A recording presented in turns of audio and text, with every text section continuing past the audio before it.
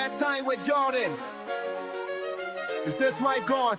The mic is live. Alright, we are ready to go. Foodie talk. Alright. On the radio, let's stop footing. Yes, this is AI. Keen to get started. Pump those ratings up high. Don't forget to like and subscribe. Alrighty guys, welcome back to another episode of Airtime with Jordan. I'm your host Jordan Faso, and episode 49 here, guys, of the podcast. And just wanted to share some news with you guys that are listeners. And I'm gonna be putting the podcast just on hold for a while. A few things contributing to that, like workload outside of the podcast, obviously not a full-time thing, so that's getting a bit busier, but also just wanted to be focused my time on being able to put out a better product and brand in general for the podcast. So I'm going to be doing a few things in the background over the next couple months. If you are enjoying the podcast, of course, I'm not going anywhere long term. I just need to focus on improving a few things in the background, a few processes and things just to help speed things along and make it better in the long run. So I think overall it's going to improve the podcast for in the long-term future anyway of it. So just something to keep in mind. So the next couple of months probably won't be too much content coming out. I will pop if there's something I want to talk about, or if we're gearing up for finals time, something like that, I probably will be doing some stuff like that. But for the moment, just going to put it on hold, and we'll follow me on socials, everything, so you can keep up to date with the next move. So exciting times, but hopefully be able to just reset and get a few more things in order for the podcast. So with that being said, we are going to go with the normal structure today. We're going to do round 16 updates for our power rankings, and get into the Secret Star Society, the last one, for a little bit, and I'm very excited about that, who that player is. And with that being said, let's get underway. And first in the power rankings are Brisbane. The Lions, they had the bye, so we're not much to talk about here. Collingwood, they are still second for me at the moment. Just sort of, coasting at the moment, aren't they? And they had a couple quieter weeks. They had West Coast this week, of course, and then it was the Saints the week before. So a bit of a quieter couple weeks for them. They have sort of first place in the ladder all but wrapped up. It'd have to be an absolute collapse for them to not finish first on the ladder at this point. And I think this might be by design. I don't think they need to necessarily keep flexing their muscle because, especially against the last two teams that they played, the Saints and West Coast necessarily. But as I mentioned last week, they will have been pretty heavily scouted through the first part of the season, so it's probably time for them to go back to work and probably not show all their tricks up their sleeve. And it could just be a little bit of mid-season complacency as well, but they're doing just well enough at the moment. They're still winning games, and I do think that's by design. I think that they're gonna we'll see them ramp up in the last few rounds of the year and really see the Collingwood that have dominated the competition for the most part of the year. They do have some reinforcements coming back this week as well. Not that they've been crippled by injury or anything. I think that's all been pretty well planned by them to rest players here and there. But Braden Maynard, expected to come back this week. He's going to be big for them. Big heart and soul player, of course. So, Every week, though, for the Pies, it just feels like a very even performance across the list. And it's just absolutely a testament to the system that they're running at the moment. And of course, it's succeeding. So why change anything?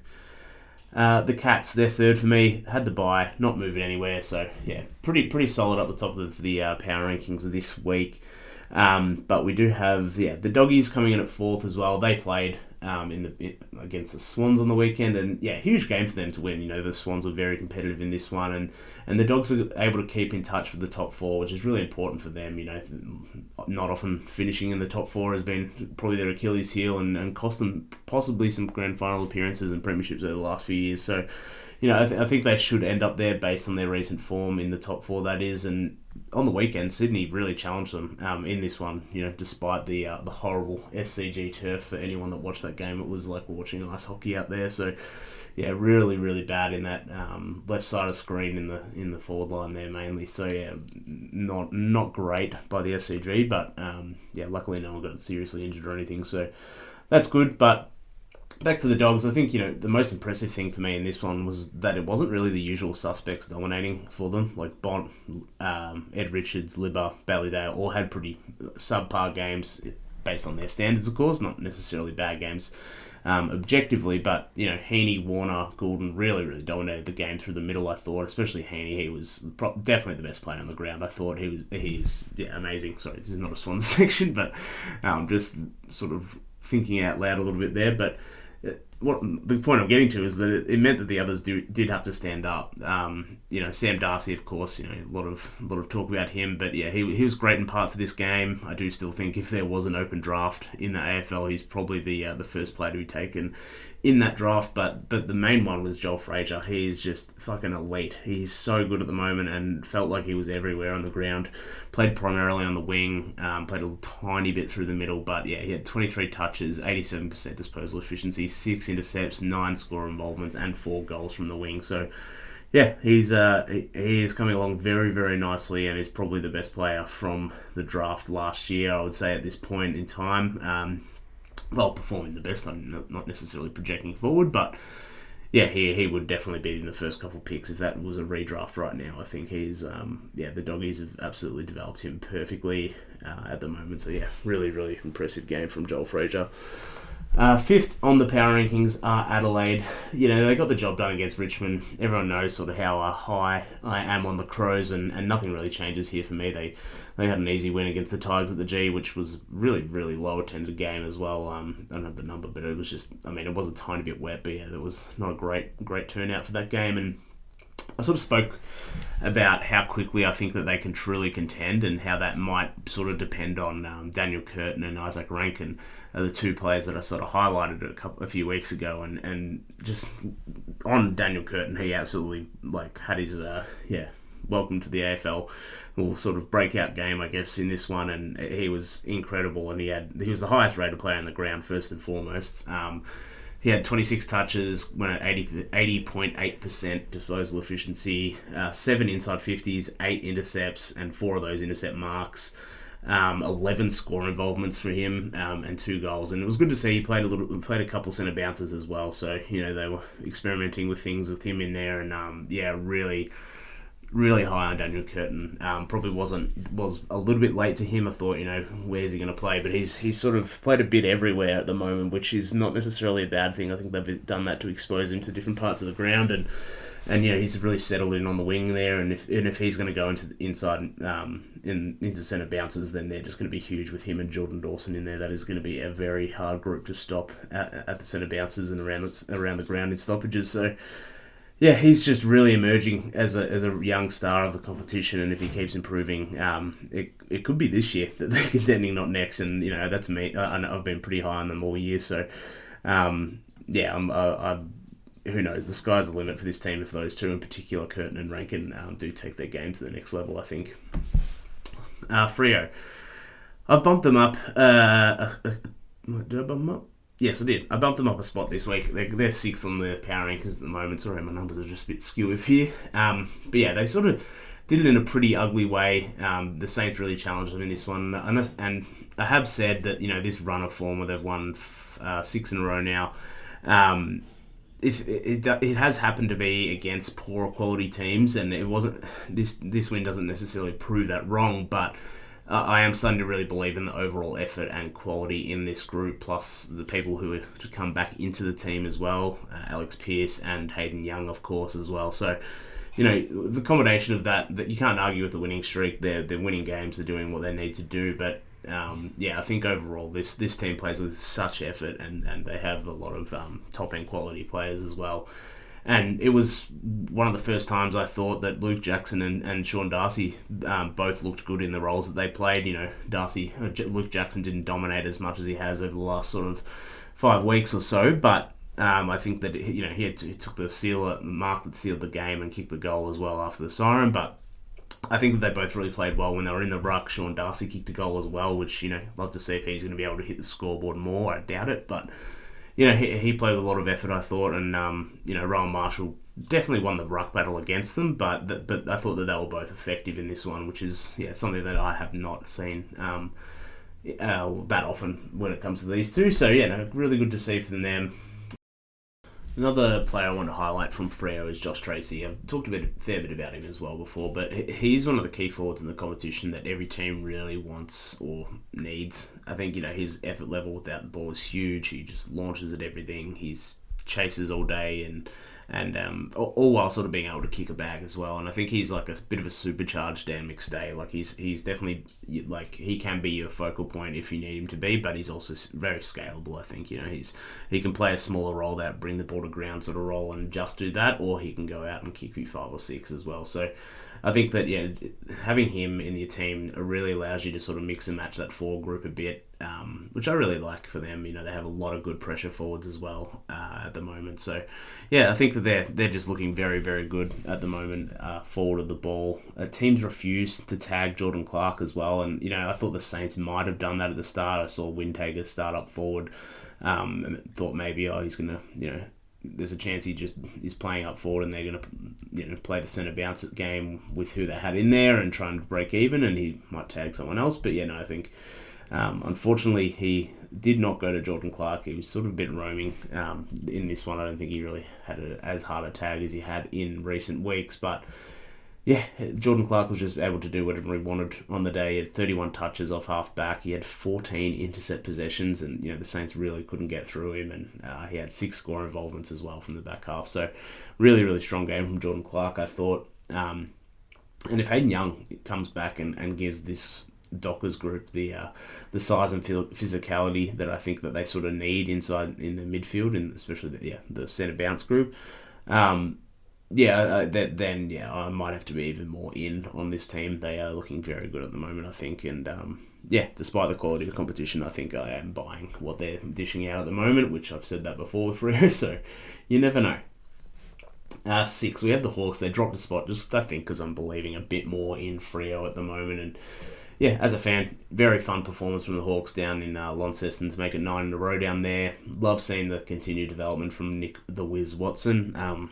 Especially after a couple quiet weeks coming back from being sick. And just in general, when he gets involved, the team just looks a lot better. And, he definitely brings the energy for the Hawks. Gunston, 7 goals, what can you say? Career high for him, which is pretty incredible. I would not have had that on my bingo card at the start of the year.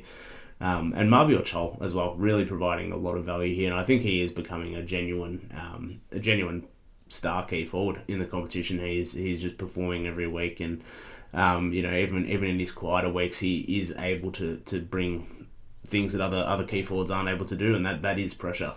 For what it's worth, he's probably the best, if not the best, one of the top 3, I reckon, pressure players amongst key forwards, which, when you combine that with the other small forwards that the Hawks have, I think that they're in good stead there. And, it's something that I find really valuable, and it's something he brings every week, regardless of how well he's playing in the contests, in, like, obviously marking contests and things like that. So, yeah, he just for reference, he's 2nd in pressure acts. Pat Voss is number 1 amongst key forwards, and he's 11th in tackles as well for those who have played more than 8 games. So, yeah, really loving what Mabior Chol's doing week to week at the moment. I think that the one question I have up forward at the moment, like, it hasn't been the smoothest year, and I've spoken a lot about that, and it's because the role that Max Ramsden plays definitely seems to be up for grabs at the moment. I do think that, despite him probably playing the best game he's played for the club, and he was just objectively good in this game, the whole team sort of was, so you probably take that with a bit of grain of salt from Max Ramsden. So yeah, I think that his role is the one that it's up for grabs amongst the key forwards. We've got Cole Shadir and Mitch Lewis coming back in the VFL on the weekend, so I think that between them and it's going to be those two and Max Ramsden, it's going to be interesting to see who sort of settles into that role. And you'd assume it's going to be Mitch Lewis, unfortunately for Max Ramsden, but yeah, it's I think that's the role that they really need to fill and cement at the moment, I think, up forward. And then lastly on the Hawks, John Newcomb. If anyone is a bit of a punter, it's probably worth putting a 5 on him, because he's going to get 3 votes in this game. And I think he's a real Brownlow smoky at the moment.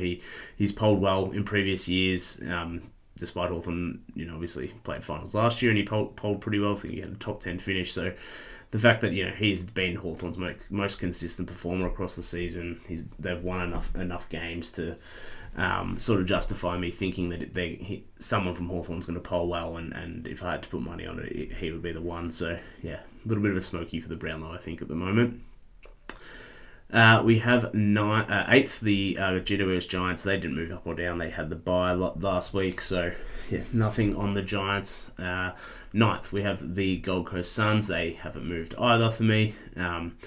But yeah, another great start for the Suns. They led 37-1 at quarter time, but there seems to be this sort of persistent issue with them not really getting it done for 4 quarters, which is why I have them as the team that's going to miss out on the 8 in the end out of these top 9 teams that are vying to play finals, and because they just really don't seem to put away teams and leave the door open for them far too often. And I think that's fine when you're playing lesser teams, but that's not going to get the job done against some of the better teams. So, depending on their run home, they they might make it. I'm not 100% sure whether they might make it based on the draw, but if they get into finals and they come up against a strong team, I don't think they're going to have that luxury of being able to leave the door open and get away with it. So yeah.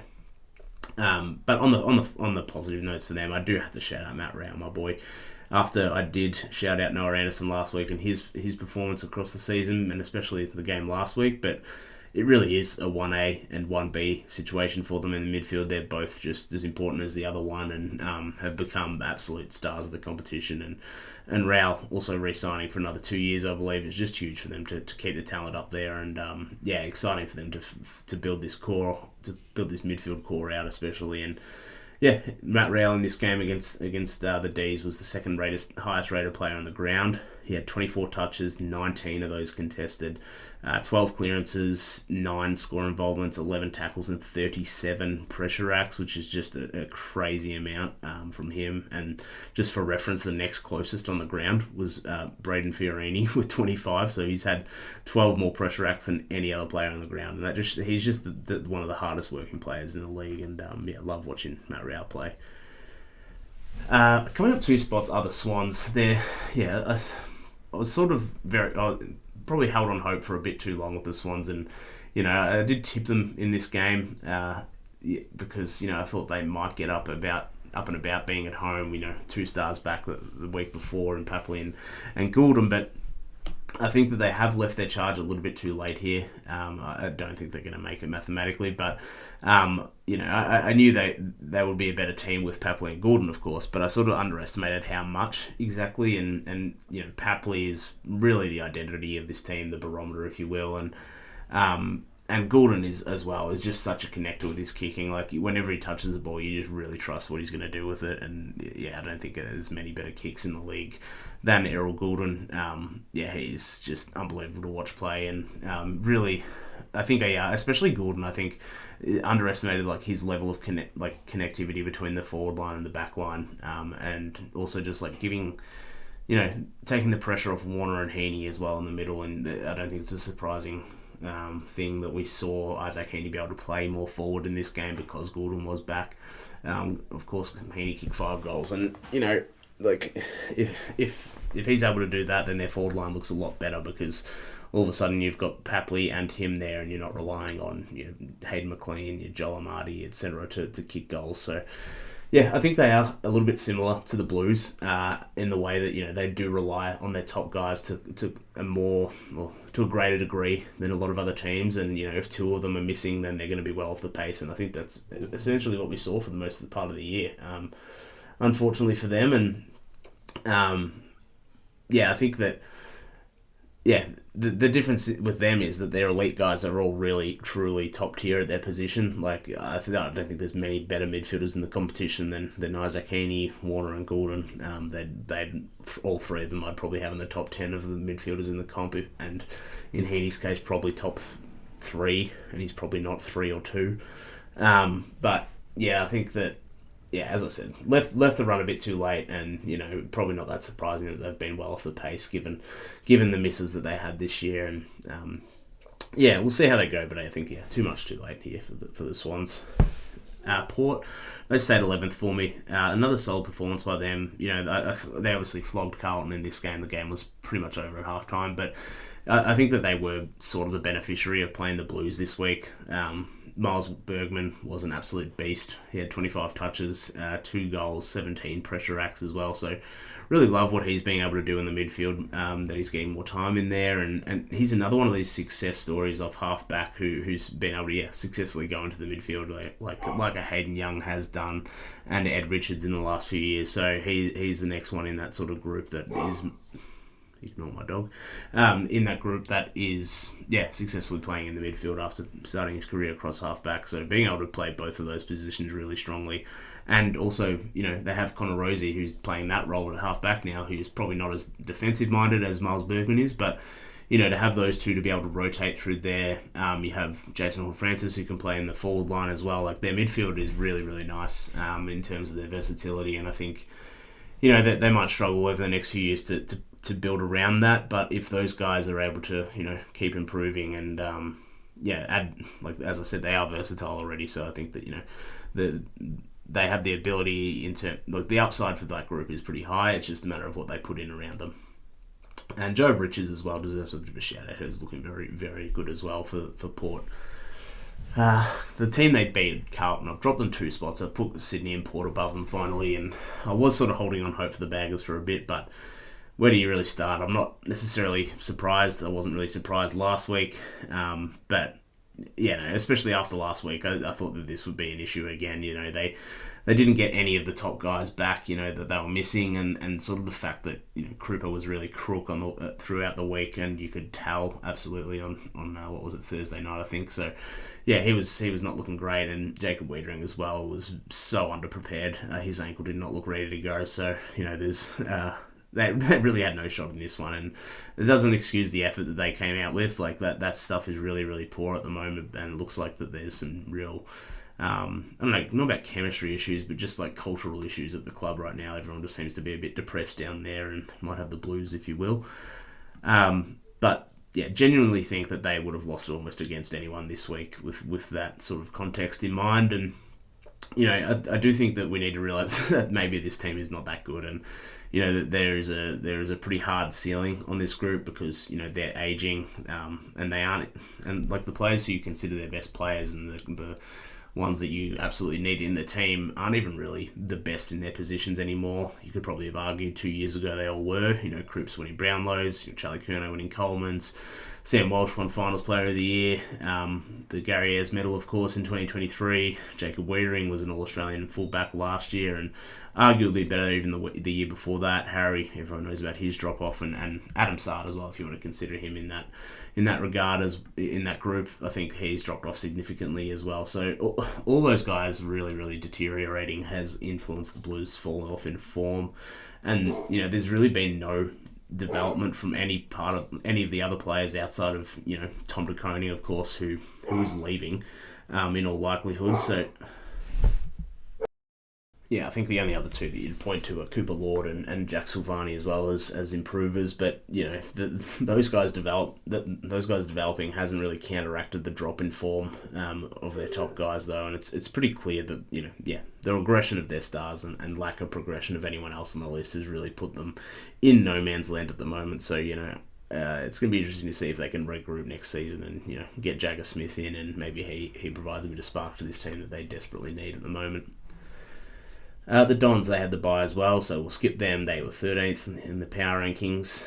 14th, we have moving up one spot are the Saints again, so doing a bit of a do-si-do with them in Melbourne at the moment. And I thought that their game against Freo was really, really good. Another competitive performance from the Saints. I think that their biggest one of the best players at the moment is Ross Lyon. He's able to, squeeze all the juice out of this team.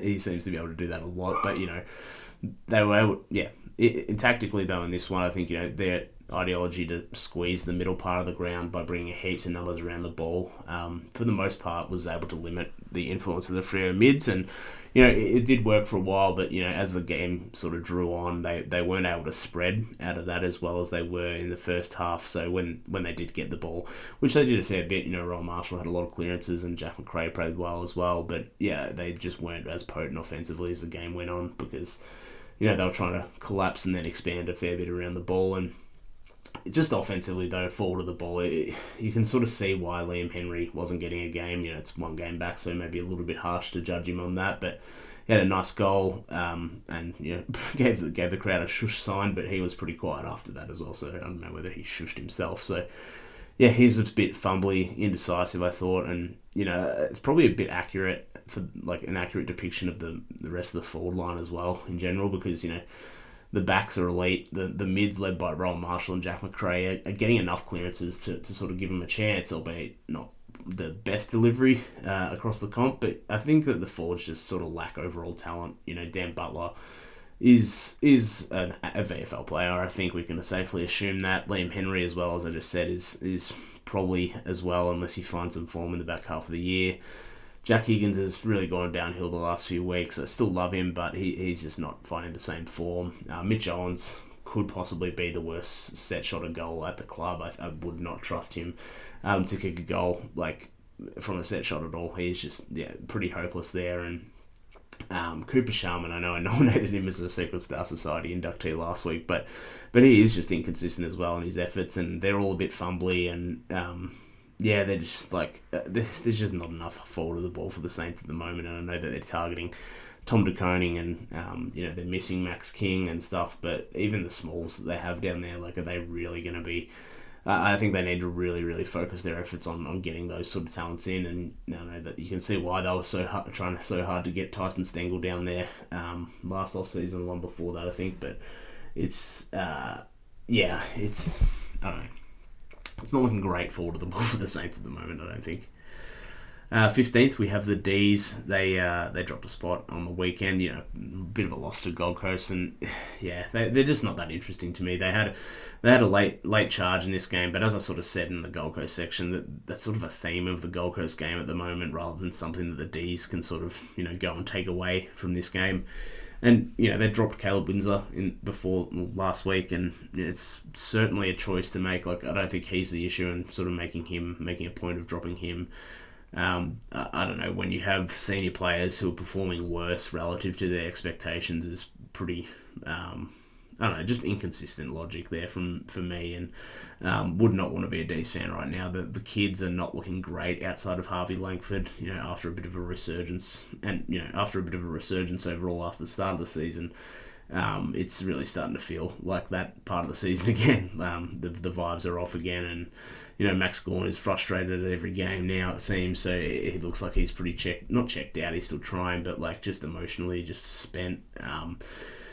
Cosy Pickett dominant as always, but it's a matter. You're looking at Clayton and Petrarca as the reasons for the drop off, and obviously Stephen May is not the player he was either. So their stars are just not very good anymore, unfortunately, and that being said, Cosy and Max Gawn, as always, are excluded from that group. But they're just overall, the D's are just going very, very quickly down the toilet at the moment, I think. So would not want to be a D's fan right now. So that's actually a good conversation. Would you rather be a D's fan or a Blues fan for the future? If I come back on the pod, I might have to do that one eventually. North, they're 16th on the power rankings, and sort of just when you think they're on the up, this happens. And bear in mind the Hawks are terrific in Launceston, but then you probably wouldn't have thought they'd win by 85 points in this one, and that was probably a bit generous. I think they could have piled on it a little bit more, I thought, but the Kangas just had to be able to stay competitive for longer, and it's been a decent couple of months for them, but you'll just hope that these losses are not blowing past 50 points anymore. They might get rolled in a few games here and there, but an 85 point win is just loss. For North Melbourne is probably out of the question at this point in the rebuild, I would have thought, and really makes you think about the mentality on this group. You saw clips of Clarko late last week saying we're not the North Melbourne of old anymore, guys. People saying that now. It's I think they've sort of bought into that their own hype a little bit, if you would even call it that. But it's not a great performance by them at the moment, and on the weekend, and the midfield is just where they got absolutely killed. And if you compare the pay bracket and sort of I don't know, the pay bracket and the pedigree of the players that were in there, they absolutely had the superior talent in that regard. LDU's getting paid $1 million a year. Tristan Xerri's the All-Australian ruckman. Harry Sheezel's been an All-Australian before. So I just think that, you've got those three in the middle who have all the talent in the world and all the money and accolades, and then you're going up against Jai Newcomb, who in his own right is, in my opinion, he's better than any of those. Well, better than LDU and Harry Sheezel right now. Obviously a little bit biased, but we'll give him that one. But he's not getting paid like that. Lloyd Meek was found on the scrap heap. He absolutely won that battle on the weekend against Tristan Xerri, and Josh Ward as well, who's improving, but he shouldn't be in the same class as LDU and Sheezel, but they got it done. And I don't know. I think that you should expect more if you're North Melbourne from the guys that you're paying that much and are meant to be the leaders of your club. So I think that to lose in the middle of the ground like the way they did was a really, really poor sign of their development, at least.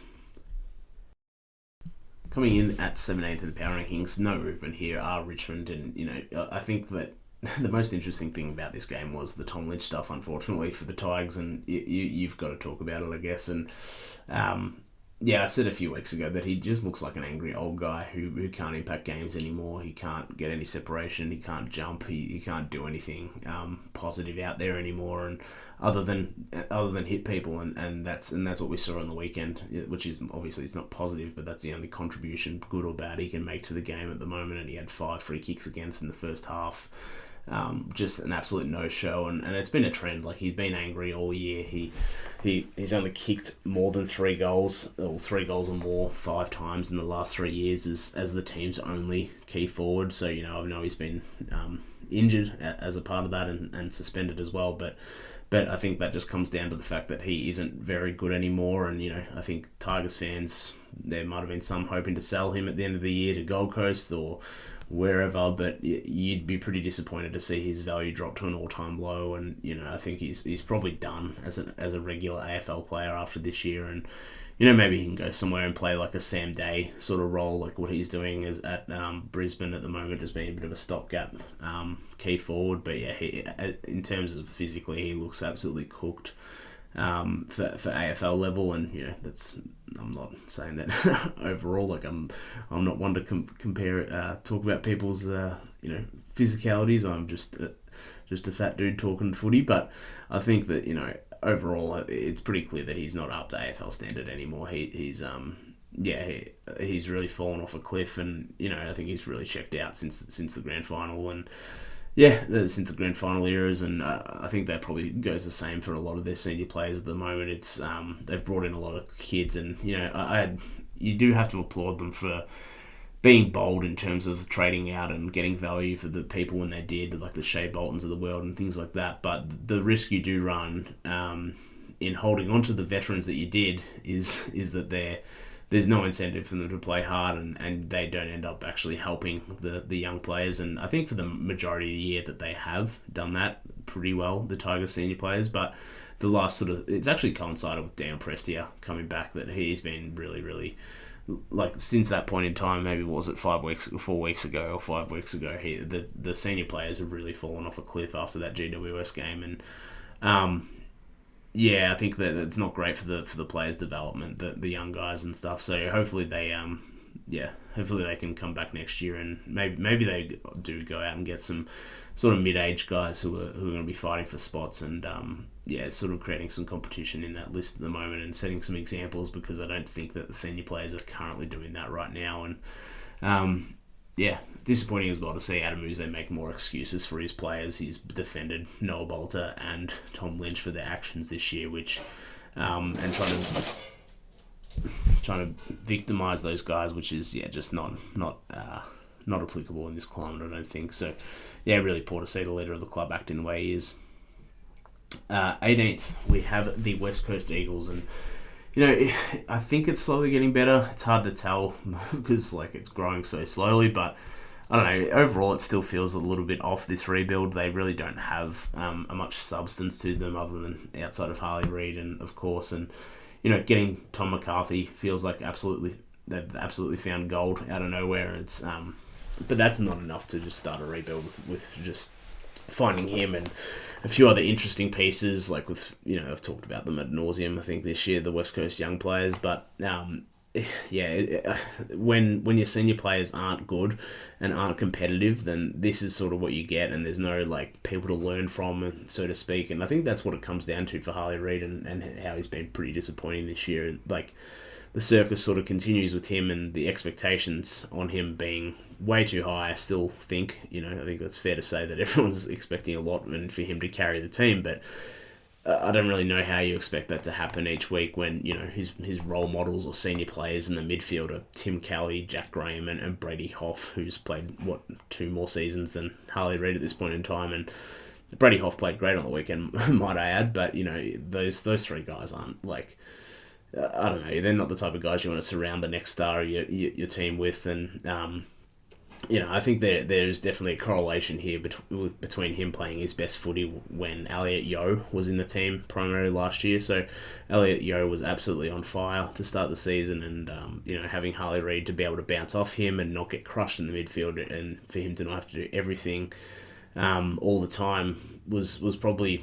It probably explains why he played the best when Elliot Yeo was playing well as well. I think that their absolute focus this year going into the off-season needs to be getting some adults in the building, something that isn't going to be an easy sell necessarily to establish players, but they need a midfielder who's in his prime and is considered in that top 30, top 20 midfielder in the comp, because otherwise I really start to worry for Harley Reid's development. He's not getting the reps with another person to help him. He's not getting the reps getting like a vet or seasoned player to take him under his wing or anything like that. And, unless Elliot Yeo can get back to that form and get out on the field again, it's hard to see where that player comes from within the West Coast ranks at least. So, yeah, a bit of a worrying sign for me, just with them not really having any, especially with McGovern going out now as well. It's like they don't really have established guys on any line that you really trust. Like, obviously, Oscar Allen is out for the season. He was playing shocking anyway. Jake Waterman out for the season as well. He's probably the only one, but yeah, there's just nothing down back. There's nothing in the midfield. There's nothing up forward for young guys to learn from, and they're just sort of all kids out there just making it up as they go, and that's really what it feels like, unfortunately, for the Eagles at the moment. Alrighty, guys, we are done with the power rankings, and we're going to do the last Secret Star Society before we take a bit of a break from the podcast. And very excited about this one. He's probably one of the players that I've, I don't know if it's like a secret necessarily. He's only played 2 games. It is Alex Taru, the Flying Viking, as they call him, 193cm defender from the St Kilda Footy Club. But yeah, I think that his debut was really solid and caught my eye against the Pies 2 weeks ago. But this second game against Freo was absolutely wild. He had 14 spoils, which is, he equaled the club record in just his second game, which is pretty incredible considering the amount of players that the Saints have had over the years, and good defenders, of course. But the kid absolutely flies for everything, whether he's trying to spoil or market, and he just attacks it at 100% ferocity all the time. And he's just one of those players that you just love to watch. And I find when you love to watch someone play defense, you can tell that they're a pretty good defender, and that's the case with this kid. And the fact that he got to so many spoiling contests to even have a chance of spoiling it 14 times shows how well he reads the game in only his second game. And he's I've seen some people like the Forgotten Stars Instagram page and called him the next Sam Fisher or the next Glenn Archer. I think I saw Matthew Lloyd call him, but I think the combination of like the effort that he has, the athleticism, the ability to read the game, his IQ, and what I do perceive to be a bit of he has a nice kicking form as well, makes me think that he could be a bit more of an Alex Rance type, I think. And, maybe he doesn't get there physically in terms of the strength that Rance had in the end, but then again, who knows with the Viking genes. But he just plays the game with such like enthusiasm and doesn't look like he has any fear out there at all. He went back with the flight a few times, like similar to Nick Rewalt back in the day with that iconic market at the SCG, but yeah, I'm just buying all the stock in this kid, and if you watch him, you will see why as well. He is one of those guys, as I said, who's just fun to watch defend, and those guys are, few and far between, I would say. So, yeah, the Saints have absolutely found one. Here he is going to be, no doubt he's going to make an All-Australian team as a defender within 5 years. I reckon, like, he was a first-round draft pick this year. He's not necessarily he's expected to be good, I guess, in that regard. But yeah, I'm all in on Alex Taru. He is looking amazing at the moment after just 2 games. So yeah, I'll leave it there, guys. And as I said, it will be a bit of a hiatus, but you'll see me in your feed at some point this year. And yeah, definitely be coming back around finals time to do some stuff then when the footy matters. So yeah, I'll catch you then, guys. And please watch Alex Taru play. That's my signing off moment. Bye.